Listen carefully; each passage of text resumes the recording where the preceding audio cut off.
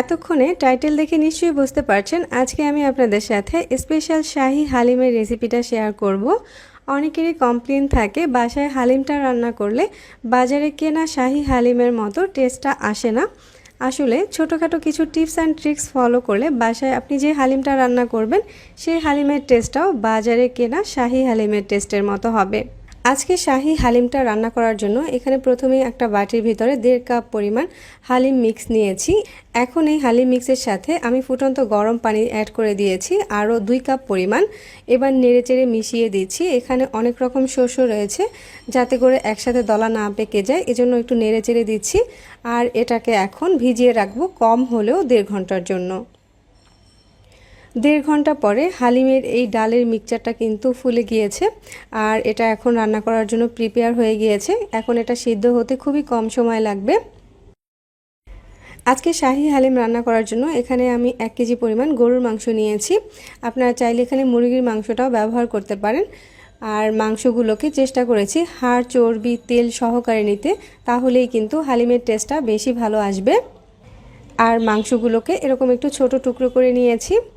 হালিমটা রান্না করার জন্য চুলায় একটা কড়াই বসিয়ে 1/2 কাপ পরিমাণ রান্নার তেল দিয়ে দিচ্ছি, সাথে 1 কাপ পরিমাণ পেঁয়াজ কুচি দিয়ে দিচ্ছি। এবার পেঁয়াজটাকে নেড়েচেড়ে ভেজে নিতে হবে কালার চেঞ্জ হওয়া পর্যন্ত। মিডিয়াম হিটে পেঁয়াজগুলো ভাজতে ভাজতে কিছুক্ষণ পরে পেঁয়াজগুলো বেরেস্তা হয়ে যাবে, তখন এর সাথে আমি অ্যাড করে দিচ্ছি 1/4 কাপ পরিমাণ স্পেশাল হালিম মশলা। এবার মশলাটা যাতে পুড়ে না যায় সেজন্য একটু পানি দিয়ে দিচ্ছি। এখানে কিন্তু পেঁয়াজগুলো ভাজতে ভাজতে পুড়ে ফেলা যাবে না, তাহলে কিন্তু হালিমটা খেতে তিতো লাগবে। এখন এর সাথে আগে থেকে ধুয়ে রাখা মাংসগুলোকে অ্যাড করে নিয়েছি। এখন মাংসগুলোকে এই বেরেস্তা আর মশলার সাথে ভালোভাবে উল্টে পাল্টে নেড়ে চেড়ে 4-5 মিনিটের মতো কষিয়ে নিতে হবে। 4-5 মিনিটের মতো আমি হালিমের মশলা আর পেঁয়াজ বেরেস্তার সাথে মাংসগুলোকে কষিয়ে নিয়েছি। এখন এখানে দিয়ে দিচ্ছি 1.5 চামচ পরিমাণ হলুদের গুঁড়া, 1.5 চামচ পরিমাণ মরিচের গুঁড়া, 1 চামচ দিয়ে দিচ্ছি ভাজা জিরার গুঁড়া, 1.5 চামচ করে দিয়ে দিচ্ছি আদা আর রসুন বাটা। এখানে যেই শুকনো উপকরণগুলো ব্যবহার করেছি ওগুলো কিন্তু হালিমের মশলার সাথে ছিল, তারপরেও যদি এক্সট্রা করে ব্যবহার করা হয় তাহলে হালিমের কালারটা যেমন সুন্দর হয় আর হালিমটা খেতেও বেশি ভালো লাগে। এবার সব কিছু নেড়েচেড়ে ভালোভাবে মাংসগুলোকে কষিয়ে নিব। মাংসগুলোকে কিছুক্ষণ কষিয়ে নেওয়ার পরে মাংস থেকে কিছুটা পানি বের হয়েছে। এই পানিটা দিয়ে মাংসগুলোকে আরও কিছু সময় ধরে কষিয়ে নিতে হবে। 5-6 মিনিট পর্যন্ত মাংসগুলো কষিয়ে নেওয়ার পরে মাংসগুলো কিন্তু সুন্দরভাবে কষানো হয়ে গিয়েছে, তেলটা উপরে চলে এসেছে। এ পর্যায়ে মাংসটা প্রপারলি সিদ্ধ হওয়ার জন্য ফুটন্ত গরম পানি দিয়ে দিচ্ছি 2 কাপ পরিমাণ। এই পানিটা দিয়েই কিন্তু মাংসটা সুন্দরভাবে সিদ্ধ হয়ে যাবে। এখন একটা ঢাকনা দিয়ে ঢেকে অপেক্ষা করছি মাংসটা সিদ্ধ হওয়ার জন্য। প্রায় আধা ঘন্টার মতো মাংসটাকে রান্না করে নিয়েছিলাম। এখন মাংসটা কিন্তু খুব সুন্দরভাবে সিদ্ধ হয়েছে। বাদ বাকি যেটুকু মাংস সিদ্ধ হওয়া বাকি আছে সেটুকু কিন্তু ডালের সাথে সিদ্ধ হয়ে যাবে। এখন এই মাংসের সাথে আগে থেকে যে ডালের মিশ্রণটা আমি ভিজিয়ে রেখেছিলাম সেটা অ্যাড করে দিচ্ছি। ডালের মিশ্রণটা এখন মাংসের সাথে নেড়ে চেড়ে ভালোভাবে কষিয়ে নিতে হবে প্রায় 4-5 মিনিটের মতো। কিছুক্ষণ কষিয়ে নেওয়ার পরেই দেখা যাবে ডালগুলো আগের থেকে অনেকটাই ঘন আর থকথকে হয়ে গিয়েছে। এখন এই ডালের মিশ্রণটা প্রপারলি সিদ্ধ হওয়ার জন্য এখানে ফুটন্ত গরম পানি দিয়ে দিচ্ছি 4 কাপ, আর একটা ঢাকনা দিয়ে ঢেকে এখন এটাকে রান্না করব 1 ঘন্টার মতো।